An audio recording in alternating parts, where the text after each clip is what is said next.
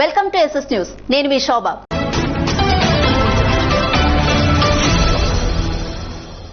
మూడు నల్ల చట్టాలను రద్దు చేయాలని, విశాఖ స్టీల్ ప్లాంట్ ప్రైవేటీకరణ ఉపసంహరించుకోవాలని ఏఐసీసీ రాష్ట్ర కార్యదర్శి మాజీ ఎమ్మెల్సీ రుద్రరాజు పద్మరాజు డిమాండ్ చేశారు.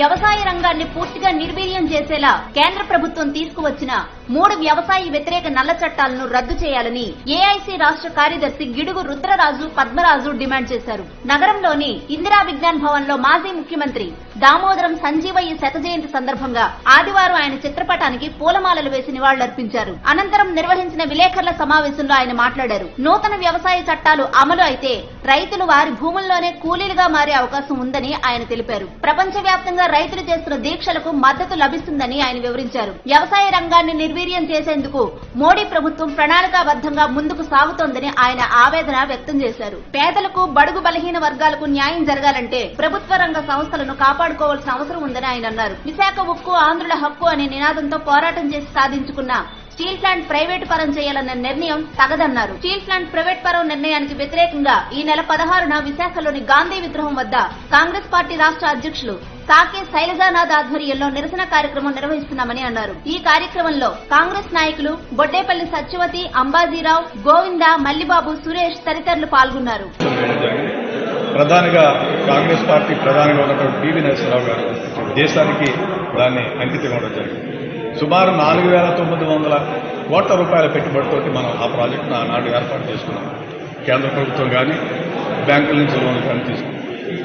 ఈ రోజు ఉన్నటువంటి పరిస్థితుల్లో సుమారు 1,400-1,500 కోట్ల రూపాయల ఓన్లీ మిషనరీ ఉండేటువంటి పరిస్థితి. కావాలని కేంద్ర ప్రభుత్వం మనకి వచ్చేటువంటి ప్రత్యేక తరగతి హోదా ఇస్తానని చెప్పినటువంటి ప్రధానమంత్రి గారు భారతీయ జనతా పార్టీ ప్రధానమంత్రి అభ్యర్థిగా తిరుపతి వచ్చినప్పుడు వెంకటనాథ్ సాక్షిగా మనకేం చెప్పారు, ప్రత్యేక తరగతి హోదా ఇస్తానని చెప్పారు. ప్రధానమంత్రి అయ్యి రెండోసారి అయినా కూడా మనకి ప్రత్యేక తరగతి హోదా ఇవ్వకపోగా మెడల నుంచి తీసుకొస్తారన్న ముఖ్యమంత్రి గారు జగన్మోహన్ రెడ్డి గారు నాకు అన్ని పార్లమెంట్ సీట్లు ఇవ్వండి, నేను మెడల నుంచి తీసుకొస్తానన్నారు ఆయన. మరి వీళ్ళిద్దరూ మధ్యన ఉన్నటువంటి లాలోజీ ఏంటో మనకు తెలియదు. కానీ మనకి రావాల్సినటువంటి ప్రత్యేక తరగతి హోదా కానీ, విభజన హామీలు కానీ, ఉత్తరాంధ్రకి వెనుకబడినటువంటి జిల్లాలకు రావాల్సినటువంటి ప్యాకేజ్ కానీ, ఇవన్నీ వచ్చేది పోగా మనకి రావాల్సినటువంటి ట్రైబల్ యూనివర్సిటీ కానీ మనకి రావాల్సిన ప్రభుత్వ ఉద్యోగుల సమస్యలను వెంటనే పరిష్కరించాలని, సిపిఎస్ విధానాన్ని రద్దు చేయాలని, ఉద్యోగుల జీపీఎస్ బెనిఫిట్స్ చెల్లించాలని ఏపీ ప్రభుత్వ ఉద్యోగుల సంఘం రాష్ట్ర అధ్యక్షులు రామసూర్యనారాయణ డిమాండ్ చేశారు.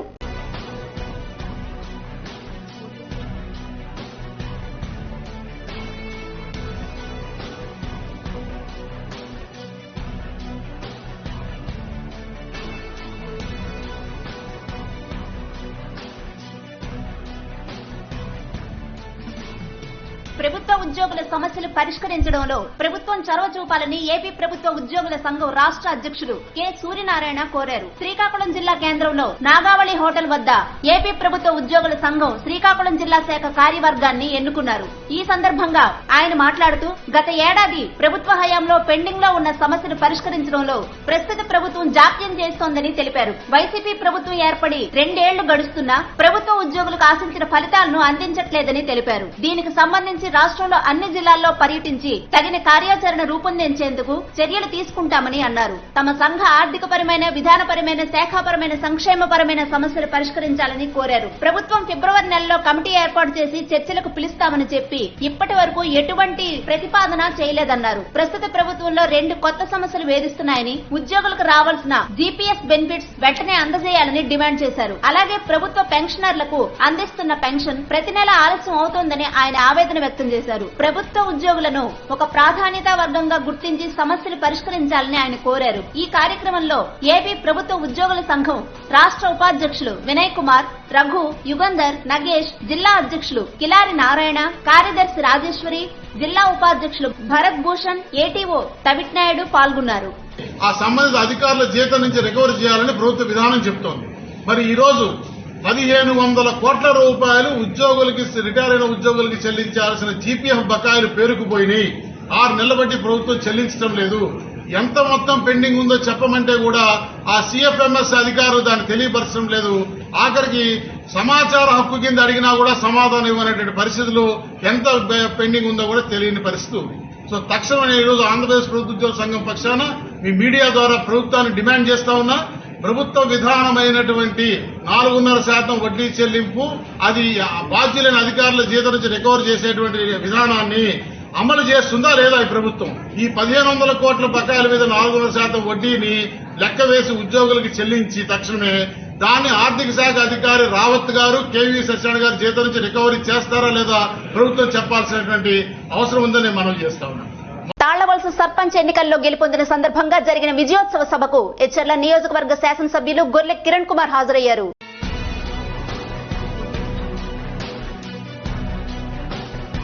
ఎచ్చెర్ల నియోజకవర్గం లావేరు మండలం తాళ్లవలస గ్రామంలో పంచాయతీ ఎన్నికల్లో అపూర్వమైన విజయం సాధించిన సందర్భంగా పంచాయతీ సర్పంచ్ బంకుపల్లి సీతమ్మను అభినందిస్తూ సర్పంచ్ ప్రతినిధి దేశెట్టి తిరుపతిరావు ఏర్పాటు చేసిన విజయోత్సవ సభలో ఎచ్చెర్ల శాసనసభ్యులు గొర్లె కిరణ్ కుమార్ పాల్గొన్నారు. ఈ సందర్భంగా ఆయన మాట్లాడుతూ పంచాయతీ ఎన్నికల్లో ప్రత్యర్థిపై అత్యధిక మెజార్టీతో గెలిపించినందుకు తాళ్లవలస పంచాయతీ నాయకులకు, కార్యకర్తలకు, యువతకు, ప్రజలకు అభినందనలు తెలిపారు. అలాగే ఈ విజయంతో ప్రజలెవ్వరూ ధీమా చెందకుండా రానున్న ఎంపీటీసీ, జడ్పీటీసీ ఎన్నికల్లో ఇంతకంటే ఎక్కువగా కష్టపడి రెట్టింపు మెజార్టీతో గెలిపించాలని దిశానిర్దేశం చేశారు. ప్రతి కార్యకర్త సైనికుల వలె పనిచేయాలని వైఎస్ఆర్ పార్టీ నాయకులకు, కార్యకర్తలకు తెలుపుతూ లావేరు మండల పంచాయతీ ఎన్నికల్లో ఘన విజయాన్ని అందించిన ప్రజలకు శుభాకాంక్షలు తెలిపారు. ఈ కార్యక్రమంలో party convener Dannana Rajanaidu, Rokkam Balakrishna, party నాయకులు, కార్యకర్తలు, తాళ్లవలస పంచాయతీ వైఎస్ఆర్ కాంగ్రెస్ పార్టీ శ్రేణులు, ప్రజలు,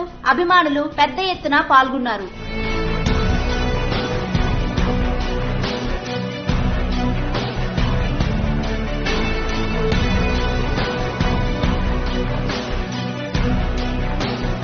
వివాహాల రేవు నువ్వుల రేవు.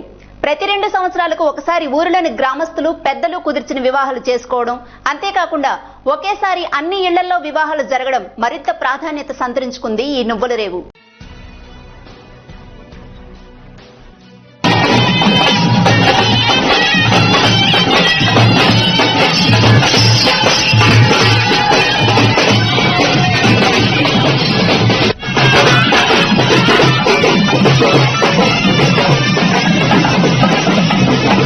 శ్రీకాకుళం జిల్లా వజ్రపకొత్తూరు మండలం నువ్వలరేవు గ్రామంలో ప్రేమికుల దినోత్సవం రోజు ఒకే గ్రామంలో 36 జంటలు ఒకటవుతున్నాయి. అలా అని ఒకరికొకరు ప్రేమించుకోలేదు, పెద్దలు కుదిర్చిన బంధుత్వమే. ఇక్కడ ఇంకో విశేషం ఉంది. పెళ్లి కూతురు, పెళ్లి కొడుకు ఒకే గ్రామం వాళ్ళు. మీరు వింటున్నదే నిజం. సాంప్రదాయబద్ధంగా ఆ వివాహ వేడుకలు చూడాలంటే శ్రీకాకుళం జిల్లా వజ్రపకొత్తూరు మండలం నువ్వలరేవు వెళ్లాల్సిందే. ఈ రోజుల్లో ఊర్లో ఒక్క ఇంట్లో పెళ్లి జరిగితే సందడి. అలాంటిది 72 ఇళ్లలో పెళ్లి బాజాలు మోగాయంటే ఇక ఆ గ్రామంలో ఎలాంటి పండగ వాతావరణం ఉంటుందో ఊహించుకోండి. ఊరంతా ఆకాశమంత పందిరి, వీధి వీధుల్లో పెళ్లి పీటలు వేశారు. ఊరంతా విద్యుత్ అలంకరణతో జిగేల్మంటున్నాయి. ప్రతి 2 ఏళ్లకోసారి అమ్మాయికి 18 ఏళ్లు, అబ్బాయికి 21 ఏళ్లు నిండిన వారికి పెళ్లి చేస్తారు. అది కూడా ఆ గ్రామంలో అబ్బాయి అమ్మాయికి పెళ్లి చేస్తారు. సామూహిక వివాహాల తంతుతో ఆ ఊరిలో సందడి అంతా ఇంతా కాదు. ఒకే ముహూర్తంలో ఇన్ని పెళ్లిళ్లు జరగడం దేశంలో ఎక్కడా ఉండదని ఖచ్చితంగా చెప్పొచ్చు. సన్నాయి మేళాలతో ఊరంతా సందడి నెలకొంది. ఒక ఊరు వాళ్ళనే పెళ్లి చేసుకోవడం, వరకట్నాలు లేకపోవడం, వరుడి మెడలో వధువు తాళి కట్టడం మరిన్ని ప్రత్యేకత. ఇది వజ్రపకొత్తూరు మండలం నువ్వలరేవులో కొనసాగుతుంది. 2 తెలుగు రాష్ట్రాల్లోనూ నువ్వలరేవుకు ప్రత్యేక గుర్తింపుంది. గ్రామస్తులంతా కేవలం కులస్తులు. ఆచార సాంప్రదాయాలకు పెద్దపీట వేస్తారు. కుల పెద్దలు చెప్పిందే వేదాంతం. అంతా ఒకే మాటపై నిలుస్తారు. ఆ మేరకు ఈ రోజు రాత్రి 2:36 తెల్లవారితే సోమవారం శుభముహూర్తానికి 36 జంటలు ఒకటి కానున్నాయి. వేడుకతో ఊరంతా సందడి వాతావరణం నెలకొంది. పెద్ద బెహరా, చిన్న బెహరా, బుల్లబ్బాయి, కుల పెద్దగా అన్ని ఏర్పాట్లతో బాధ్యతలు తీసుకున్నారు. గ్రామం అంతా బంధుత్వంతో నిండిపోయింది. ఒకే లగ్నంలో అన్ని జంటలకు మాంగళ్య ధారణతో పాటు గర్భాధాన కార్యక్రమం నిర్వహించడం ఆనవాయితీ. వధువు మెడలో తాళి కట్టడమే కాదు, వరుడి మెడలో కూడా వధువు తాళి కట్టడం ఇక్కడ ప్రత్యేకత. వధూవరులకు ప్రత్యేక వస్త్రధారణ, నల్ల కళ్ల జోడు, కరెన్సీ నోట్లతో ముస్తాబు చేసి ఘనంగా ఊరేగిస్తారు. ఇన్ని విశేషాలతో జరుగుతున్న పెళ్లిళ్లకు వచ్చి ఆశీర్వదించండి.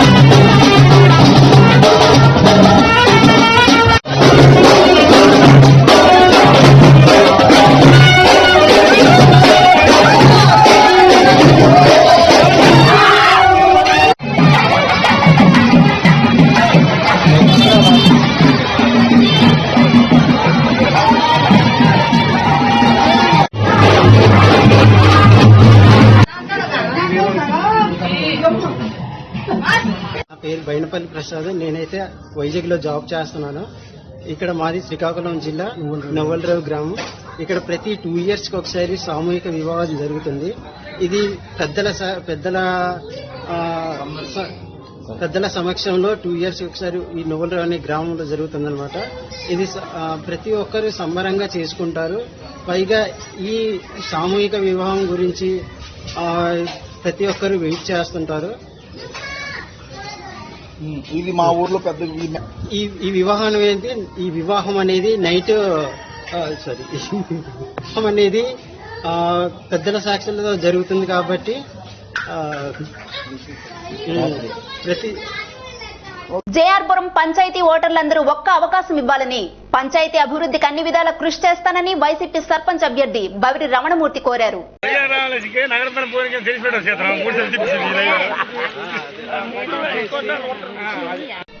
ఒక్క అవకాశం ఇవ్వండి, అభివృద్ధి అంటే ఏమిటో చేసి చూపిస్తానని జేఆర్పురం వైసీపీ సర్పంచ్ అభ్యర్థి బవిరి రమణమూర్తి పేర్కొన్నారు.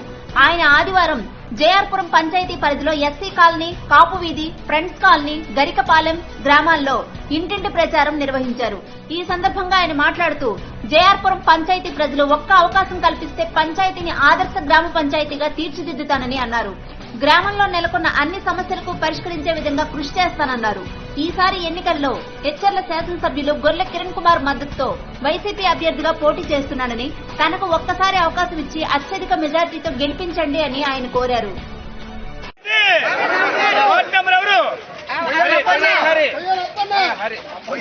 శ్రీకాకుళం జిల్లా రాజాం మండల కేంద్రంలో రేషన్ డీలర్ల సమావేశం నిర్వహించారు. ఈ సమావేశానికి ముఖ్య అతిథిగా రాష్ట్ర రేషన్ డీలర్ అధ్యక్షులు దివిలీలా మాధవరావు పాల్గొన్నారు.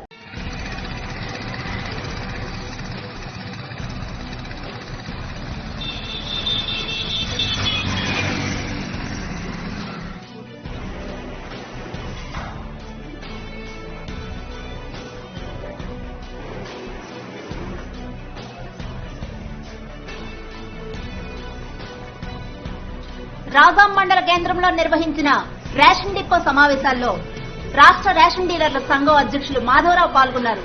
ఈ సందర్భంగా ఆయన మాట్లాడుతూ కరోనా సమయంలో పంపిణీ చేసిన ఉచిత సరుకుల కమిషన్ సుమారు 180 కోట్ల రూపాయలు ప్రభుత్వం నుంచి రావాల్సి ఉందని, వాటిని వెంటనే డీలర్స్ ఖాతాలో జమ చేయాలని ప్రభుత్వాన్ని కోరారు. రేషన్ డీలర్స్ కు ఎంఎల్ఎస్ పాయింట్లందు 100% తూకంతో ఇవ్వాలని, అలా ఇవ్వకపోతే స్టాకులు దించుకోవద్దని, డీలర్స్ ప్రమేయం లేకుండా గొడౌన్ ఇన్ఛార్జ్ సరుకులు పంపితే దిగుమతి చేసుకోకుండా లారీలను వెనక్కి పంపించాలని డీలర్స్ ను సూచించారు. డీలర్స్ వద్ద నుండి కార్డుదారులకు పంపిణీ నిమిత్తం వాలంటీర్లు తీసుకువెళ్లిన సరుకులను పంపిణీ చేయకుండా, డీలర్స్ కు రిటర్న్ చేయకుండా అక్రమాలకు పాల్పడినందుకు జిల్లా ఈ పాస్ మిషన్ నందు చూపిస్తున్న బ్యాలెన్స్ స్టాకులు డీలర్ దగ్గర లేనందున, వాలంటీర్స్ చేసిన తప్పులకు డీలర్స్ కేసులు ఎదుర్కొంటున్నందున వాలంటీర్ల నుండి స్టాక్ తాలూకా డబ్బులు వసూలు చేసి డీలర్స్ లాగిన్ లో ఉన్న బ్యాలెన్స్ ను తీసివేయాలని అధికారులను విజ్ఞప్తి చేశారు.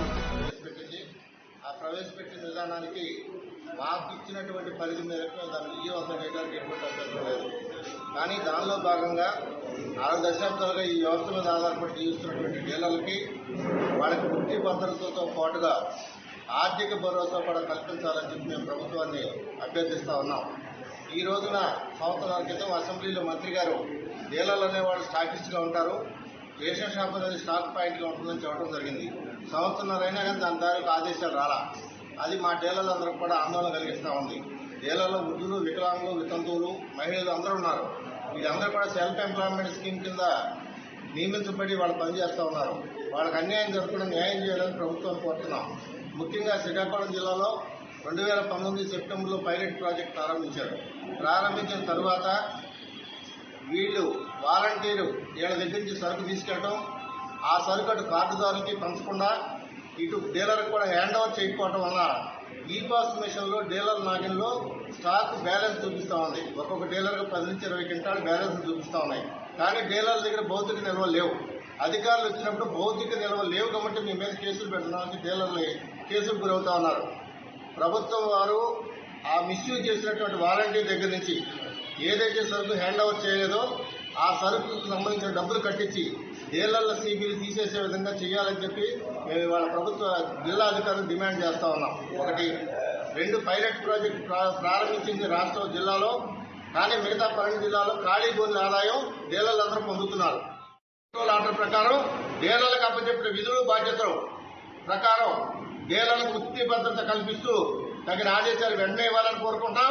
అదేవిధంగా కేంద్ర ప్రభుత్వ విధానం ఒకటే దేశం ఒకటే రేషన్ కార్డు అని ఏ విధంగా చెప్పారో దేశంలో ఉన్న 5 లక్షల మంది 5,75,000 రేషన్ డీలర్లకు కూడా 5,75,000 మంది రేషన్ డీలర్లకు కూడా దేశవ్యాప్తంగా ఒకటే పని విధానం పెట్టాలని కేంద్ర ప్రభుత్వాలు కూడా డిమాండ్ చేయబోతున్నాం.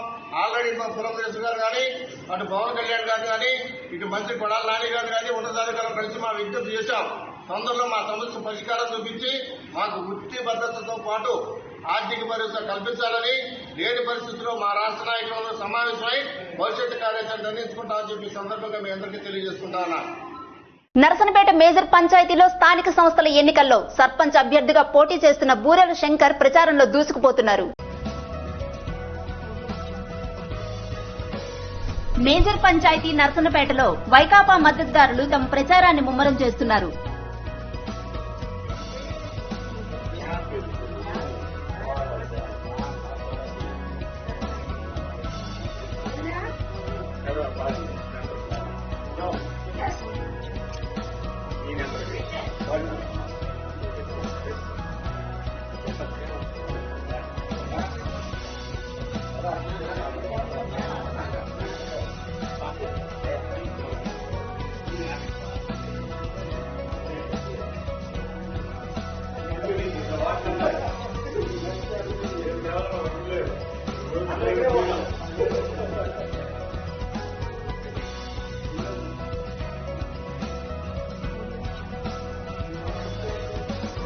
వైకాపా మద్దతుదారులు తమ ప్రచారాన్ని ముమ్మరం చేస్తున్నారు. ఈ సందర్భంగా నరసనపేట వైకాపా మద్దతుదారుడు సర్పంచ్ అభ్యర్థి బూరెల శంకర్ ఈ నెల 21న జరగనున్న ఎన్నికలకు ప్రచారాలను ముమ్మరం చేస్తూ సమాయత్తమవుతున్నారు.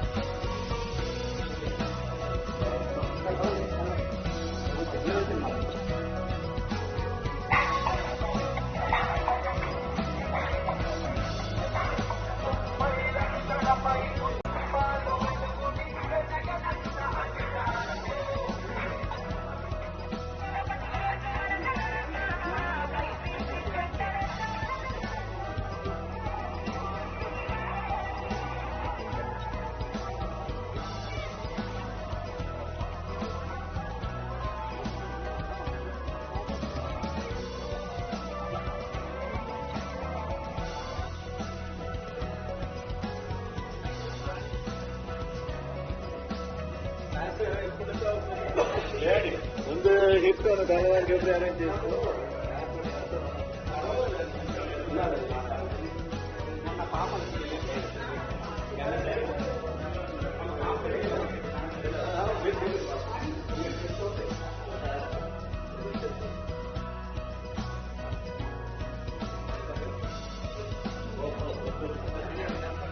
స్థానిక జగన్నాథపురం సూరజ్ నగర్ లో ప్రచారాల్ని నిర్వహించారు.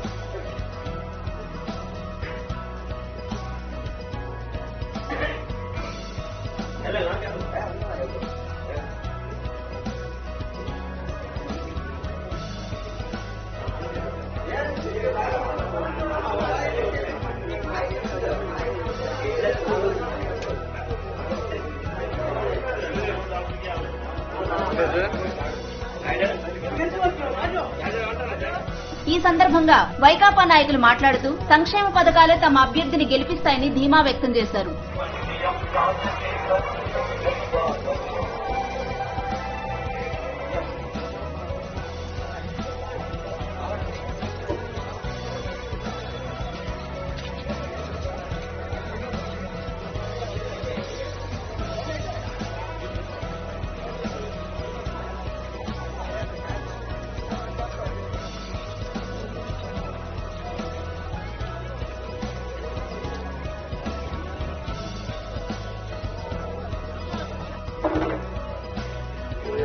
గెలాలి, మేము ఇల్లు రావాలి, మేము 2 ఇల్లు రావాలి. హౌసింగ్ లోన్ ఒకటి, మరి బాగా ఒకటి. సరేనా? ఆ నెంబర్కి ఒకటి.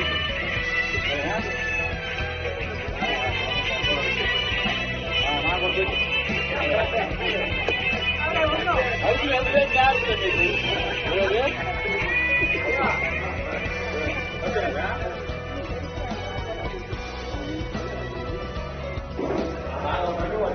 సరే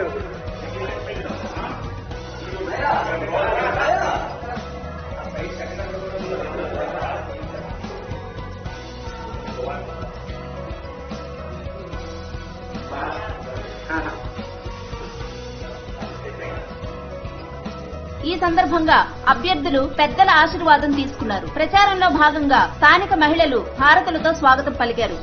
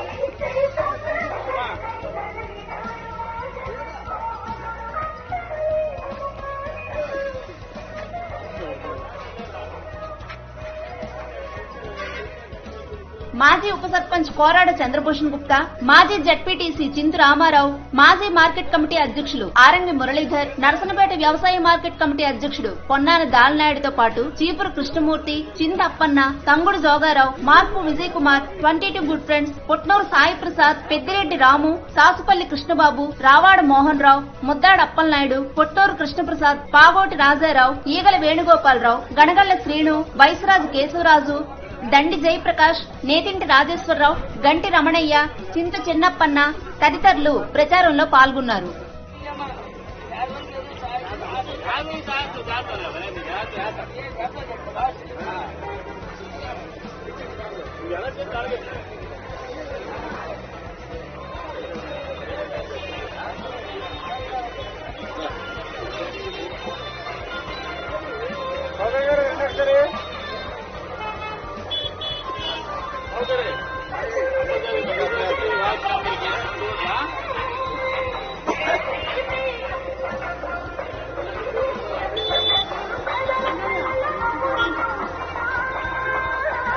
సత్యవరం అగ్రహారంలో కొనసాగుతున్న పాదుకా ప్రతిష్ఠ మహోత్సవంలో భాగంగా 2వ రోజు పూజాది కార్యక్రమాలు ఘనంగా నిర్వహించారు.